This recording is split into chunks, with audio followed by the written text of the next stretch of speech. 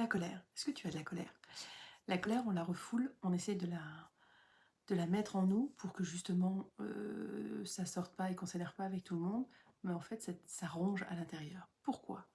Parce qu'on t'a dit que c'était pas bien de se mettre en colère, alors tu gardes tout pour toi. Pour moi, il y a plusieurs cas de figure de la colère. Tu as la colère où vraiment ça explose. Et il faut aussi que tu expliques les choses, que ça sorte. Si ton corps a besoin que ça sorte, il faut que ça sorte. Attention, une colère que tu arrives à diriger sur quelque chose qui ne fait pas d'effet négatif. En gros, tu peux exprimer ta colère sur une feuille de papier, écrire tout ce qui t'énerve, tout ce qui va pas. Et il n'y a pas de souci, quitte à brûler après la lettre pour que ça se dissout un petit peu. Ça permet à ton esprit, à ton mental de lâcher cette colère, de la poser au lieu de la garder à l'intérieur. Parce que tous les gens qui gardent la colère à l'intérieur et qui ne disent rien, bah à un moment donné, ça va exploser. Mais ça va exploser beaucoup plus fort que s'ils l'avaient dit au fur et à mesure. Et ça, c'est important. Que toute colère a le droit d'être dite.